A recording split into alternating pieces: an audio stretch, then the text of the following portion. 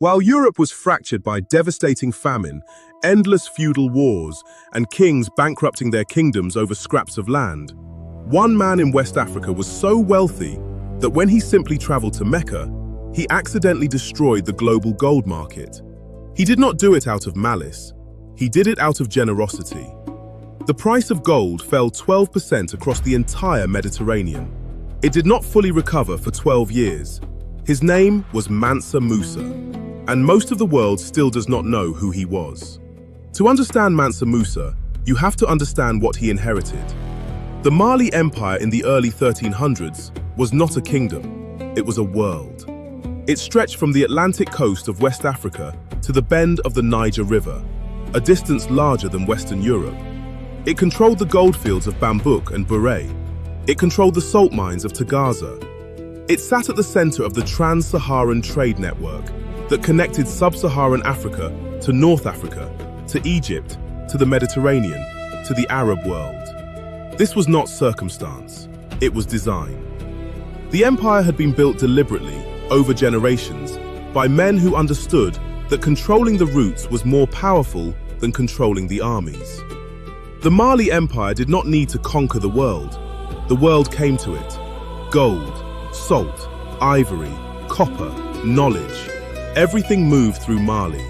And sitting at the center of all of it, when Mansa Musa came to the throne around 1312, was a man who understood not just how to hold power, but how to project it.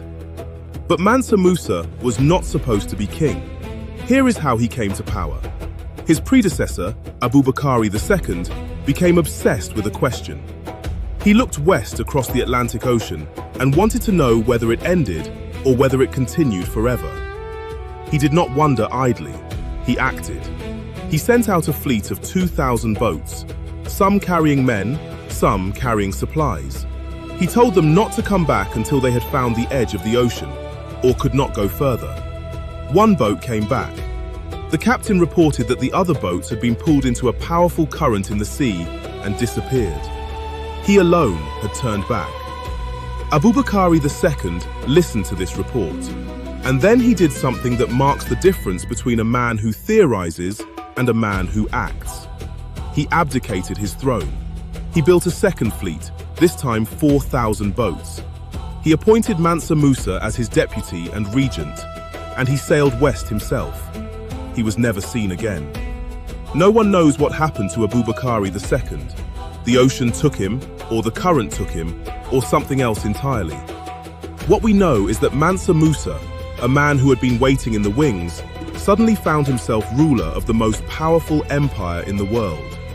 Not because he seized it, because someone else let go. What Mansa Musa inherited was staggering. Historians estimate that at the height of his reign, Mali produced roughly half of the world's gold supply. Not half of Africa's, half of the world's. Think about what that means in an era when gold was not simply currency. It was power. It was legitimacy. It was the measure of empire. But Mansa Musa was not simply a man who possessed gold. He was a man who understood what to do with it. He was devoutly Muslim. And as every Muslim must, he was obligated to perform the Hajj, the pilgrimage to Mecca, at least once in his lifetime.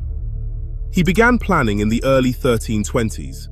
And this is where the story of Mansa Musa stops being the story of a king and becomes something else entirely. The Hajj was not a personal journey. It was a statement. He traveled with 60,000 people. His personal retinue alone, the men directly serving him, numbered 12,000, each dressed in silk, each carrying a golden staff. He brought 500 servants to walk before him. He brought 80 camels. Each camel carried 300 pounds of gold dust. 80 camels, 300 pounds each. That is 24,000 pounds of gold dust, moving across the Sahara. And this was only part of it. He did not travel to demonstrate his wealth. He traveled to perform a religious obligation. The wealth was simply present. The procession reached Cairo in 1324. Here is what tells you everything. The Sultan of Egypt, one of the most powerful rulers in the Islamic world, awaited Mansa Musa's arrival. But standard diplomatic protocol at the Cairo court demanded a strict ritual. Any visiting leader had to bow and kiss the ground before the Sultan. Mansa Musa refused, not out of arrogance, but out of religious principle. He declared that he would only bow and prostrate before God, not before men. Negotiations stalled. The atmosphere grew tense, but Mansa Musa was as much a diplomat as he was a king. Eventually, a compromise was reached. He made a gesture of respect that preserved his dignity, and he entered Cairo as an honored equal. He stayed for 3 months. He gave gold to everyone, to the poor on the streets, to the merchants, to the officials, to the Sultan himself. He gave gold to mosques. He gave gold to imams. He gave gold because, for Mansa Musa, gold was not something to be hoarded. It was a resource to be moved. But there was a consequence he had not anticipated. He flooded Cairo with so much gold that the value of gold itself collapsed. The price fell 12% across the entire Mediterranean.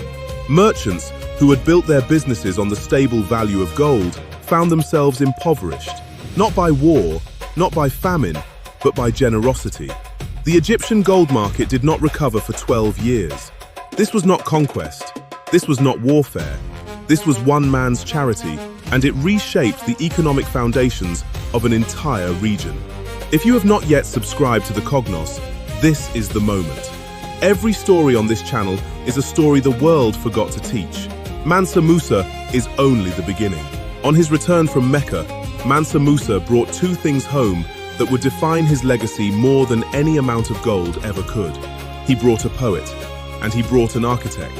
The poet was Abu Es-Sak Es-Saheli, a scholar from Granada in what is now Spain. The architect would transform what Mansa Musa had decided would be the intellectual and spiritual capital of his empire, Timbuktu. Here is what is remarkable.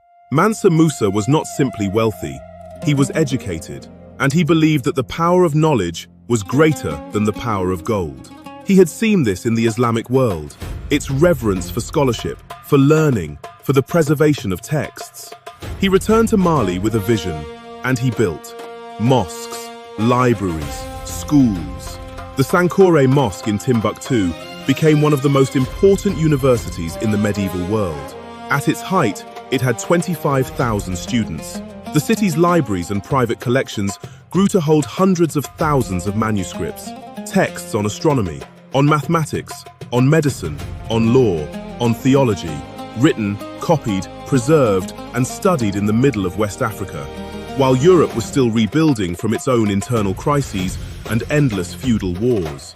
This was not held together by military force. It was held together by the idea that knowledge was the most valuable thing an empire could produce and protect. Mansa Musa did not need to conquer knowledge. He simply built a city for it. In 1375, more than 40 years after Mansa Musa's death, a Majorcan cartographer named Abraham Cresques produced one of the most important maps in history, the Catalan Atlas. It depicted the known world as Europeans understood it.